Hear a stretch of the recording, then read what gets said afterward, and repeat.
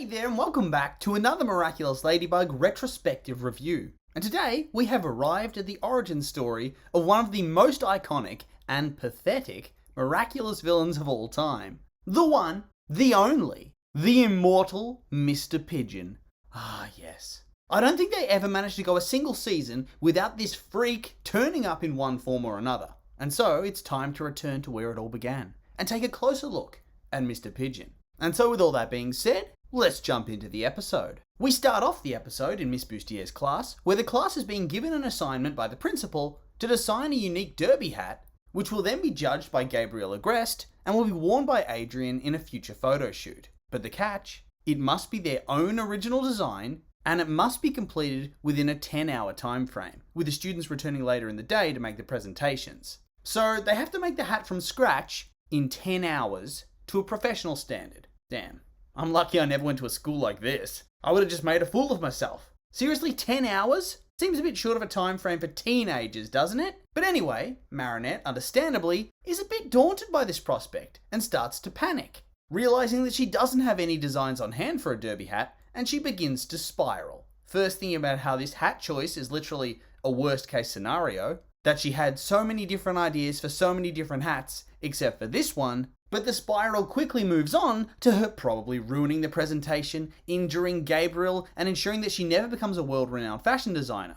So yeah, really just all the worst case scenarios swirling through her head. But then Adrien makes his way over and notices all the cool designs in her sketchbook and mistakenly thinks they're Alia's and gives her a compliment for them. Specifically honing in on her mad skills, a line which feels very out of character for the way in which Adrien's portrayed in later seasons. And honestly, Adrien is a big victim of early season weirdness in this show. Almost like they hadn't really nailed down what they wanted his personality to be. And so, in various different episodes, they throw things at the wall, hoping that something's gonna stick. Alia then says that these sick designs are actually Marinette's, who then bumbles her way through a conversation with Adrien and makes herself look like a total weirdo. Alia cringes, Adrien feels kind of awkward and beats a hasty retreat, and Marinette gives him a creeper smile before Alia smacks her down and chastises her for a lack of social abilities. But then they celebrate that Adrien thinks she has a good shot of winning, and this in turn sets off Chloe's douchebag alarm, and she decides that instead of working hard to try and get a good mark, she's going to steal Marinette's design instead. Because that surely has no potential to backfire completely and blow up in her face, right? Ugh. If you're gonna be a bad person, at least try to avoid being stupid on top of that. But no, she's the double whammy. And speaking of double whammy, just as Marinette tries to leave the school to go and work on her project, she crashes into a wall and then overshoots the distance to the door and has to walk of shame her way back over there. How is a person actually able to be this inept? Moving on. We get an early look at Hawkmoth powering up his Akuma and then just waiting there at his window. And this is rare. Usually I feel like we always see him make his first appearance after something's gone bad for somebody to make them angry or upset. So this one feels actually pretty unique in that regard, at least as far as I can remember. We then see Marinette go through a bunch of different designs for her hat, but nothing feels quite right. And she keeps making new sketches and keeps throwing them away, before she notices Mr. Pigeon himself, bird walking and bobbing his head. And he's not even akumatized yet. He then sits on a bench, pulls out his bag of birdseed, and then blows on his little pigeon whistle to attract as many as he can as he feeds them. And he gives them names.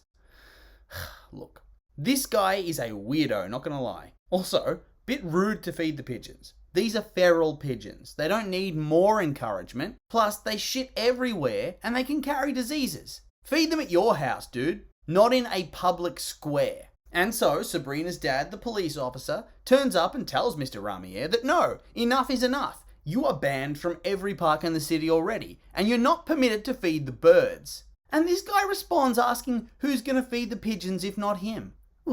I don't know. Maybe being wild animals, they'll find their own food, like normal birds. No sympathy for this guy. Get rid of him. I mean, I don't like overly aggressive police officers thinking they're top shit, but here I will make the exception. Stop feeding the flying rats. Also, side note, how stupid do you have to be to forget you're a police officer when you're on duty? But anyway, after Tiki makes fun of the guy for some reason, Marinette's inspired to use feathers to make her hat design unique. But at this point, we cut away to Mr. Pigeon getting akumatized. And yeah, his costume, it does not hold up. It's got to be one of the worst villain designs of all time. And then when he busts out the "Roo! Roo!" you just know that Gabe's thinking, oh god, what the hell have I done? Honestly, this villain is just more sad than anything else in the show. But we cut back to Chloe, who's with Sabrina, trying to get access to Marinette's design. She sends Sabrina to go take a photo of the sketch, and of course, she does. And voila, stolen. Chloe takes the photo and sends it off to be made by somebody her daddy is paying. And for some reason, she thinks this is going to end well. Also, Marinette and Tiki need to work on the whole secret thing. Tiki is poking halfway out of her bag, and they're just openly speaking to each other in a public space. But we move on from this to a hat-making montage. So, not only do they only have 10 hours to make these things, but they don't even get a derby hat to base it off, to decorate. They actually have to make it too, from scratch? Seriously, what the hell is up with his baptism of fire assignment? Oh, kids, you have to design and craft a hat for a famous celebrity to judge, and it's due tonight. Good luck! Ha ha ha ha!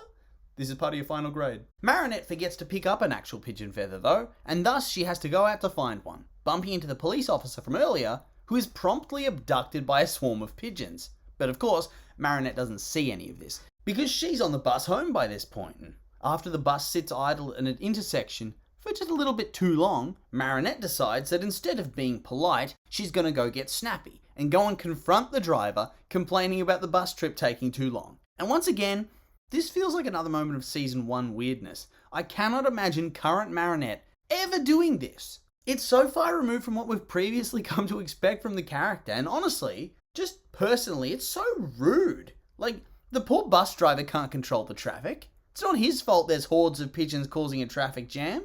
This part really rubbed me the wrong way. Anyway, she gets off the bus and wanders through the streets that are now well and truly infested with pigeons, until on a big public TV screen, she notices that Mr. Pigeon is giving a public speech, and yeah, it's as weird as it sounds. More roo-roo-rooing and flap-flapping. Seriously, he actually says those things out loud. And then Marinette runs off to transform into Ladybug in a metro train station tunnel. Just right there on the stairs. She really needs to buy herself a dictionary and look up what secret identity means. And so off Ladybug goes, and she meets up with Cat Noir, who is sneezing due to his feather allergy, and who tells her that the police officers and park rangers of Paris are disappearing without a trace. And so the pair decide to head to a public park with Cat Noir in a police cap, trying to attract Mr. Pigeon's attention so he'll come out and abduct them. And here, we have an unexpected dance solo from Cat Noir. And I didn't know I needed this. I could have lived my whole life never knowing what beauty truly was. And then I saw this and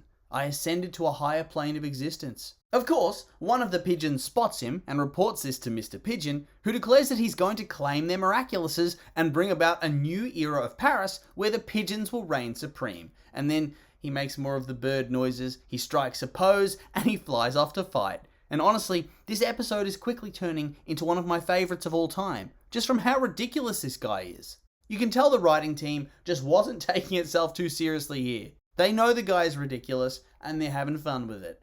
And I'm loving it. Anyway, Mr. Pigeon uses his birds to kidnap Cat Noir, leading Ladybug on a chase through the city, before ambushing them on the roof of a building and dropping a cage on top of them. A giant metal cage, sitting on top of a glass skylight. What could go wrong? And where the hell did he even get a cage like this? His power can't make that. Where'd he get it? But anyway, what is his big plan to get the miraculouses from our heroes? Why, his birds are going to shit on them. Yes, that is his whole plan. You can't make this up. Honestly, I've always thought Mr. Pigeon kind of sucked in later seasons, but this episode is way more fun than it has any right to be. Hell, the English voice actor for this guy is too good as well. But of course, Cataclysm to the bars of the cage, and then he kind of just leaves, but sends a bunch of birds after the heroes, who hide inside the hotel just in time, closing the door on the bunch of pigeons that then kill themselves trying to break it down. Yep, you heard that right, they killed themselves. Tell me how a bird would survive this. I'll wait.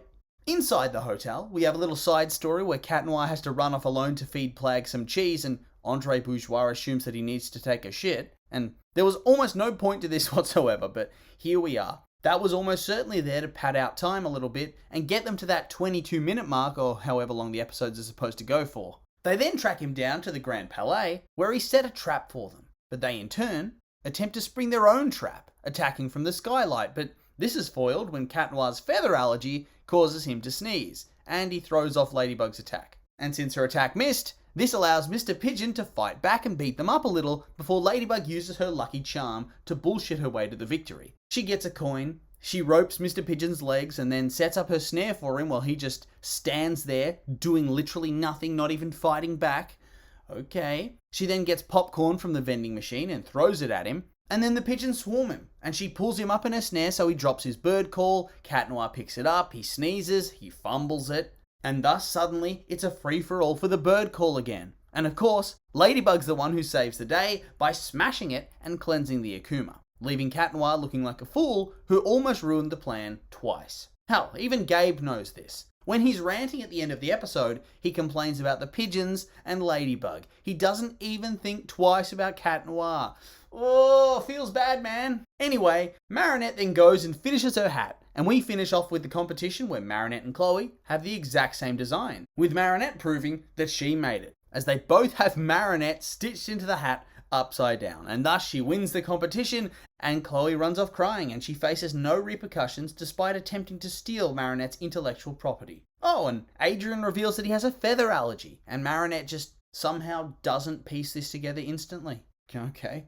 But anyway, that's the end of the episode, and this one was actually very good. I enjoyed it a lot, and I didn't think I would, so I'm happy to be wrong. But anyway, these were just my opinions, and now I'd like to hear yours.